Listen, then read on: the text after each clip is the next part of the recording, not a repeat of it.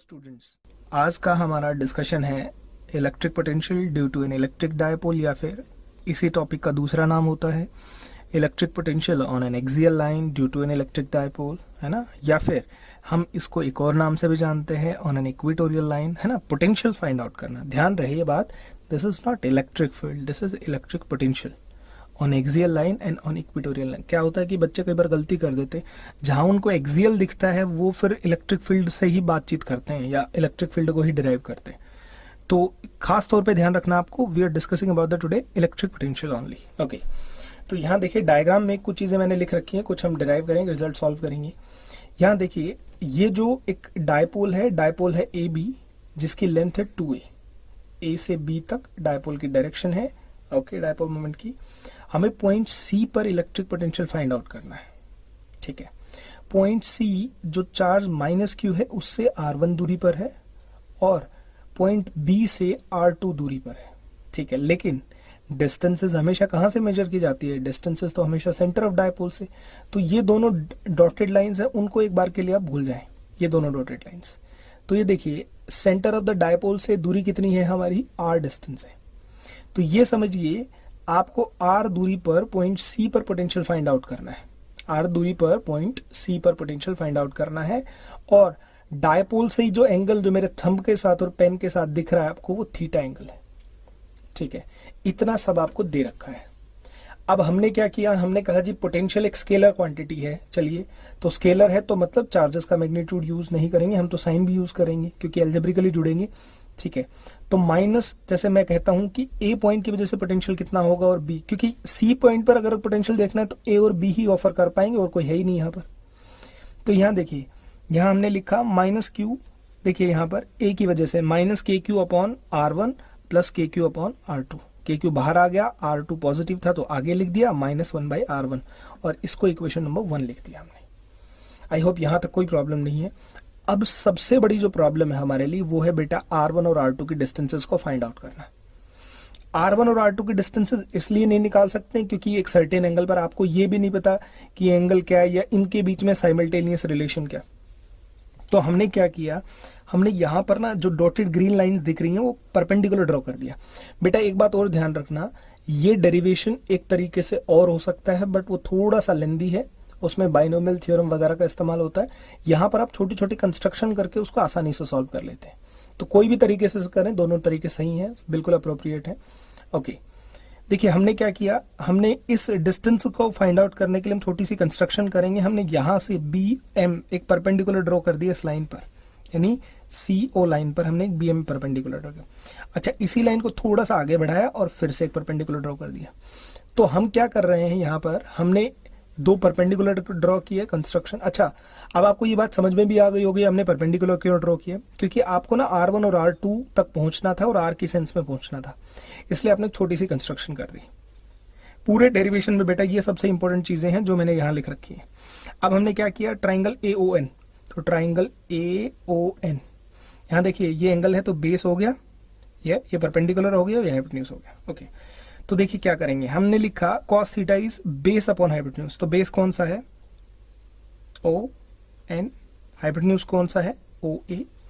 तो हमने क्या किया, हमने OA की तो वैल्यू पता है आपको A, तो ON लिख दिया। क्या ON किसके बराबर आ गया? A cos theta. अब देखिए ON कहाँ है, ये वाला लाइन जो ये वाला पॉइंट है ये ON है जहां मैंने क्वेश्चन मार्क किया, ठीक है।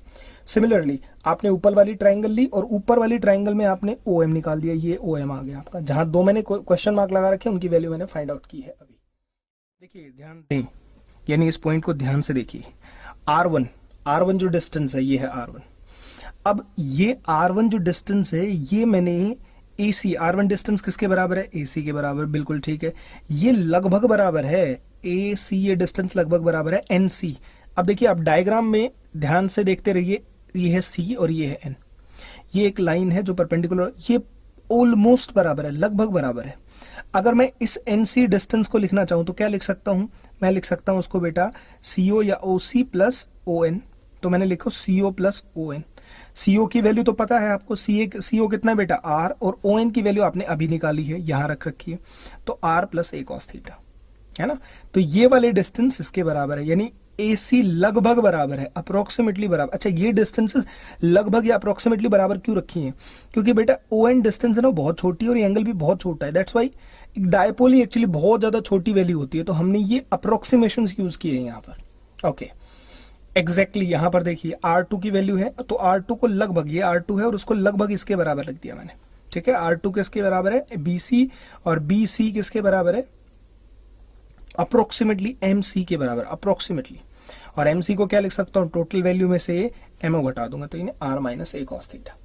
ध्यान रखिए ये सबसे इंपॉर्टेंट पॉइंट था जो हमने अभी पढ़ा है, देखा है।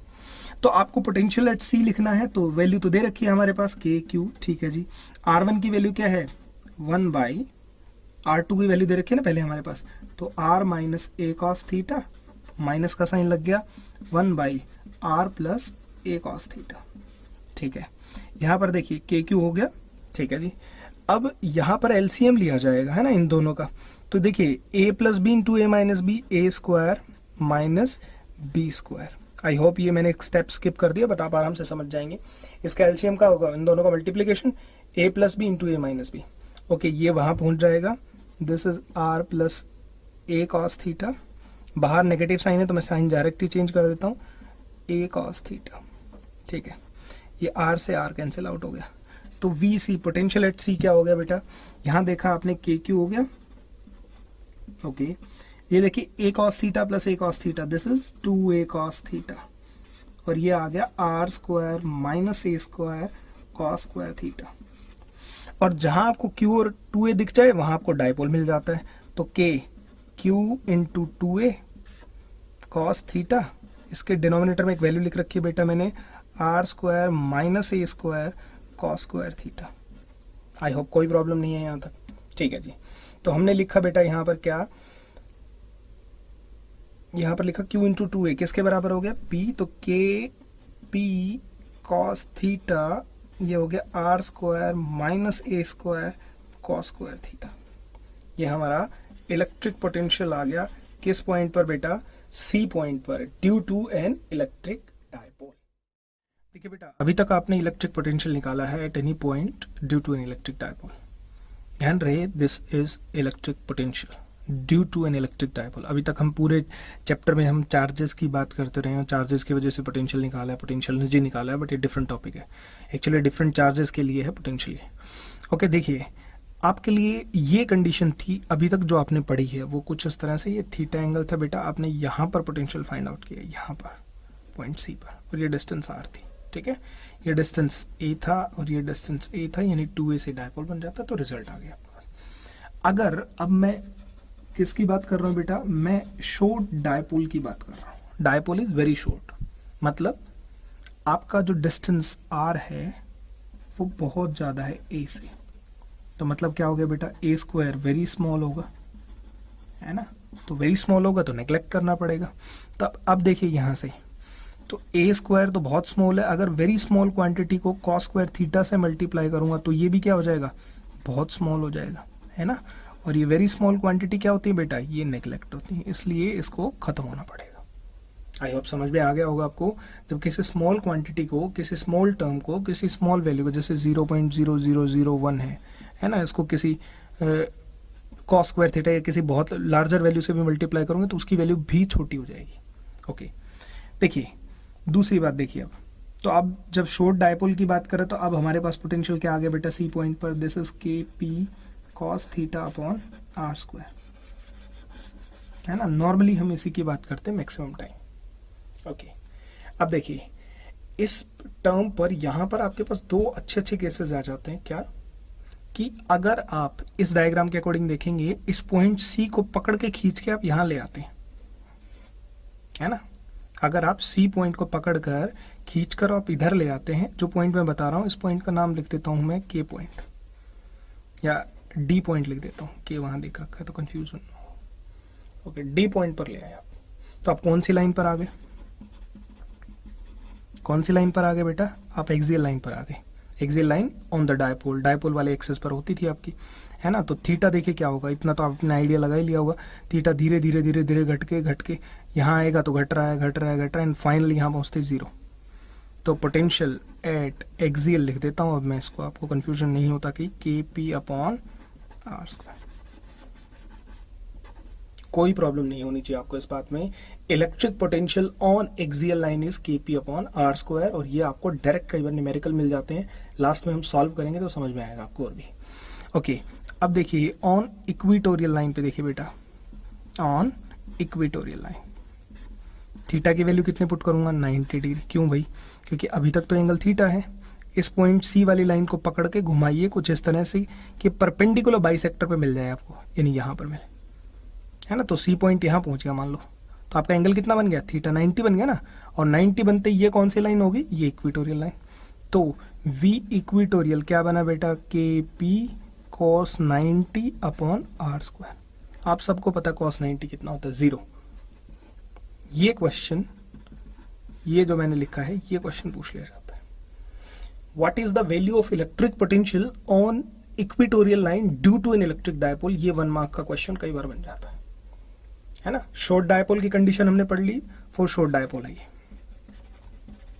For short dipole electric potential for short dipole ये है, जनरल इलेक्ट्रिक पोटेंशियल की वैल्यू ये है, एक्सियल की वैल्यू ये है, और इक्वेटोरियल लाइन की वैल्यू ये आ गई।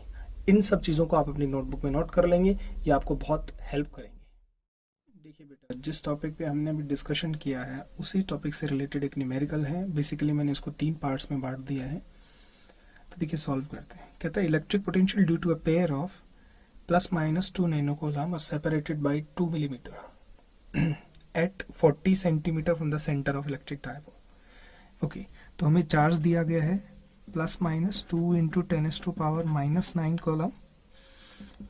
2a is the separation between the charges, मतलब ये 2a है, यानी डायपोल लेंथ है। ये 2 मिलीमीटर को मीटर में कन्वर्ट किया तो ये आ गया हमारे पास। ठीक है, इसका पहला पार्ट देखिए। अब आप कहता है 40 centimetre from the centre of the electric dipole.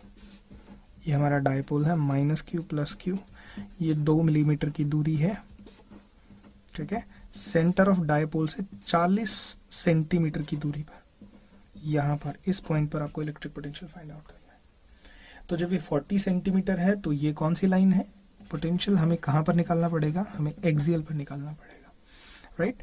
वैसे पोटेंशियल की वैल्यू तो पता है आपको, Kp cos θ/r² होता है। ठीक है, लेकिन एक्सियल के केस में थीटा कितना हो जाएगा बेटा? 0। डेरिवेशन में स्पेशल केसेस देखें, वहां मैंने स्पेशली मेंशन कर रखे हैं। वी एक्सियल क्या बन गया बेटा? Kp/r²। बिल्कुल ठीक है। अब हमें P चाहिए, K चाहिए और R चाहिए। अब देखिए R कितना है? R है आपका 40 सेंटीमीटर, है ना। तो मैं यहाँ लिख देता हूँ K is 9 into 10⁻⁹, P is Q into 2a। Charge कितना बेटा? 2 इंटू 10⁻⁻⁹, और ये हो गया 2 इंटू 10⁻⁻3। तो P हो गया 4 into 10⁻⁻12। Okay, basically coulomb metre लिखते हैं, बट यहाँ हमने पुट्टी करना है तो वैल्यू की कोई ज़रूरत नहीं है यूनिट्स लिखने की। R देखिए क्या है? 40 सेंटीमीटर, तो 40 इंटू 10⁻⁻2 मीटर। ठीक है, तो K की वैल्यू पुट की हमने। K is 9 into 10⁻⁹। ठीक है, ओके, तो ये P हो गया हमारा 4 इंटू 10⁻⁻12। ओके, R 40 इंटू 40 और 10⁻⁻4, क्योंकि स्क्वायर करेंगे तो अब पता है आपको। ओके, तो V एक्सियल क्या आ गया बेटा हमारा? ये हमारा आ गया 36, नीचे 1600, ये आ गया 10⁻⁻3, और ये हो गया 10⁻⁻4। ओके, अब देखिए 36/10⁻3 है, ऊपर ये हो गया 16 इंटू 10⁻⁻2 हो गया, ऊपर आया प्लस हो गया, तो ये आ गया 36/160। 36/160। जब इसकी वैल्यू पुट करेंगे तो ये आएगा 0. अप्रोक्सीमेटली लिख रहा हूँ 225 वोल्ट। ये हमारा इलेक्ट्रिक पोटेंशियल आ गया बेटा एक्सियल लाइन पर, राइट। यानी पहले क्वेश्चन का आंसर है।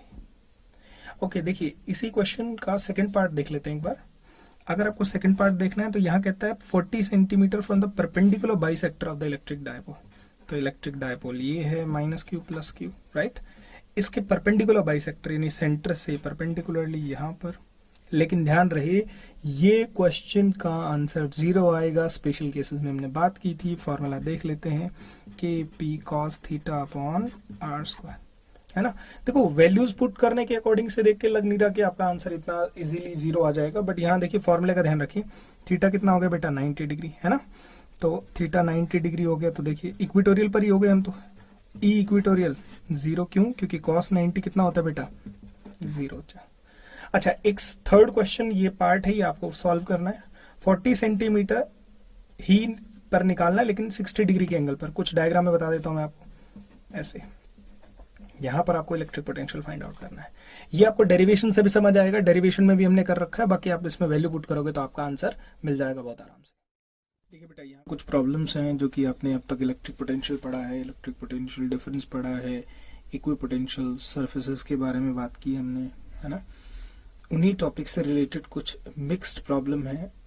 अच्छी खासी प्रॉब्लम्स हमने करी थी इलेक्ट्रिक पोटेंशियल एनर्जी से रिलेटेड, एक्सटर्नल इंटरनल सिस्टम से रिलेटेड आपने कुछ प्रॉब्लम्स पढ़ी थी, और उन लेक्चर्स के साथ साथ मैंने आपको कुछ प्रॉब्लम्स दी थी। आई होप आपने वो सॉल्व की होंगी। ये असाइनमेंट है। यहाँ बता रखा है कि एक सॉलिड स्फीयर है, उसको इलेक्ट्रिक फील्ड में रखा है, तो क्या होगा, है ना। Which is the correct electric field lines, इन चारों में से कौन सी हैं, हो सकता है चारों भी हो, ये कौन सी है।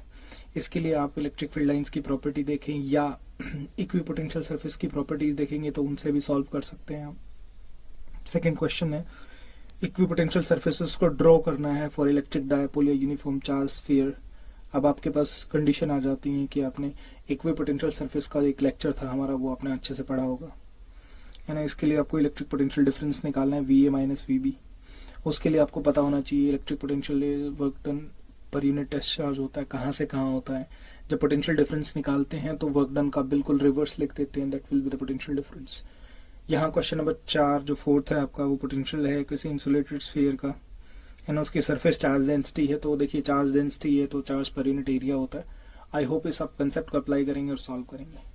और जो हमारा 5th क्वेश्चन है वो है वर्क डन बताइए क्या होगा। ए पॉइंट से बी पॉइंट तक जा रहे हैं, वर्क डन ए है, यानी इस पॉइंट चार्ज पी से आप चार्ज को ए पर लाए, पी से बी पर लाए और पी से सी पे लाए, तो आपको कितना वर्क डन करना पड़ेगा। उस वर्क डन को आप अरेंज करिए असेंडिंग डिसेंडिंग में, राइट। ये 5 क्वेश्चंस थे। आप इन क्वेश्चंस को ट्राई करेंगे और आप अपनी बुक से, जो भी आपके पास बुक है उस बुक से कुछ क्वेश्चंस हैं उनको ट्राई करेंगे, सॉल्व करेंगे। आई होप आप उन क्वेश्चंस को बहुत अच्छे से कर पाएंगे, क्लिक कर पाएंगे। ठीक है, मिलते हैं नेक्स्ट लेक्चर में। Thank you.